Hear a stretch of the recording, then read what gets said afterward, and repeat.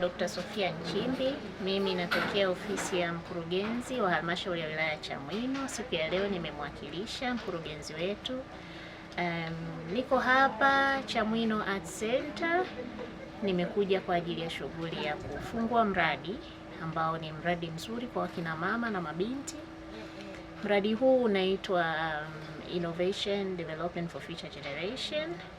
Mradi huu unasimamia hasa kutunza na kukuza na kuendeleza utamaduni wa uchoraji wa nyumba za tembe, zile ambazo zamani jamii ya watu wa Wagogo wa Chamwino walikuwa wakizitumia, lakini pia kwetu sisi sasa imekuwa ni heritage, sasa imekuwa ni furaha ya utalii, kwa sababu sanaa ile ilikuwa inapotea.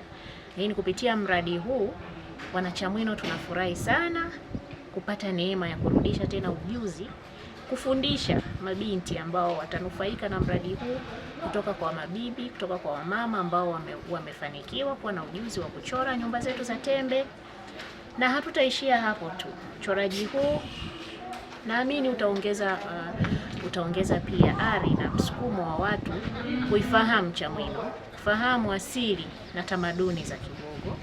Lakini pia ni mradi ambao unalenga kuongeza kipato cha wanufaika moja kwa moja, kwani kupitia kazi zao wataweza kuzitangaza, wataweza kuziuza. Lakini pia utatangazwa, kazi zao zitatangazwa ndani na nje ya nchi. Itakuwa ni nafasi ya wao kujiongezea kipato kupitia utalii wa ndani na wa nje.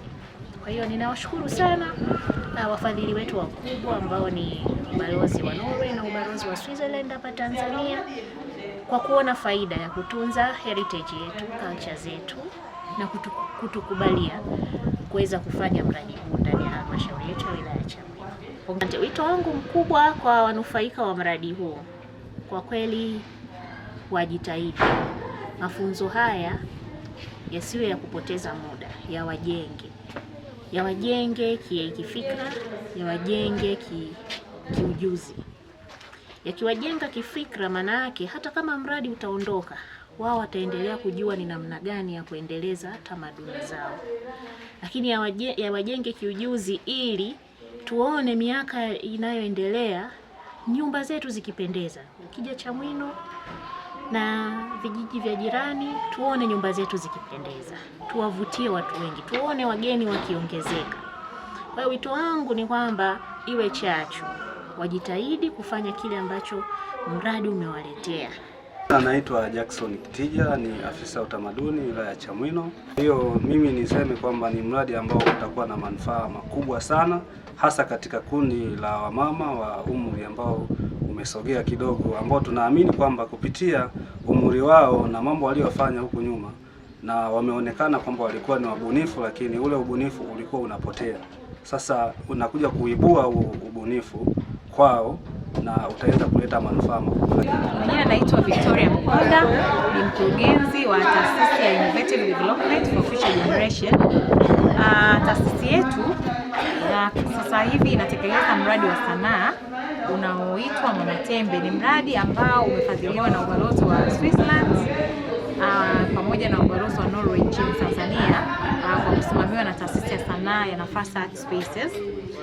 Mradi huu unalenga kuwafikia kina mama wa Kigogo 15 wazee pamoja na vijana wa kike 20. Kwa nini vijana na wazee? Mradi huu ni mradi ambao unahusu urithi wa utamaduni wa uchoraji kwa kutumia zana za asili au za kijadi wa nyumba za tembe ambao ulikuwa unafanywa na kina mama wa Kigogo miaka ya kale au miaka iliyopita. Na kwa nini tuliamua kuchagua mradi huu? Kwa sababu taaluma hii ya uchoraji kwa kutumia zana za asili inapotea katika tasnia ya sanaa au katika tasnia hii ya utamaduni nchini kwetu Tanzania.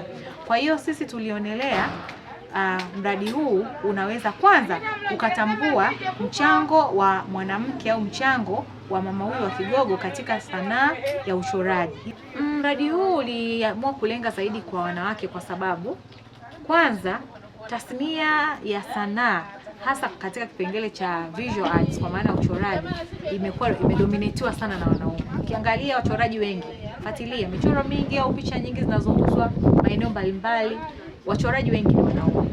Kwa sisi tulitazama hiyo gap ya kwanza. Lakini pia katika kabila hili la Wagogo, wanaume walikuwa hawachori. Hizo nyumba zinajengwa, wao wanashiriki katika ujenzi. Katika marembo ya nyumba, hiyo ilikuwa ni shughuli ambayo inafanywa na kina mama. Na ndio maana tukawachagua wao, kwa sababu wao pia watatuambia kwa nini walikuwa ni wao ndio wanachora na sio kina baba. Lakini pia nafasi yao katika uchoraji iliweza kutambulika katika mchango chanya, pengine hata kwenye dhana ya kiuchumi. Tunaona kama sasa hivi au hata wakati huo alikuwa mtu akienda akimsaidia mtu kujenga hiyo nyumba ya tembe, manake kuna kitu fulani analipwa. Lakini je, yeye akiichora ile nyumba alikuwa analipwa chochote? Kwa hiyo ndio maana tuliamua kushirikisha au kuwachukua wao, kwa sababu wao ndio walikuwa wanatekeleza shughuli katika kabila hili.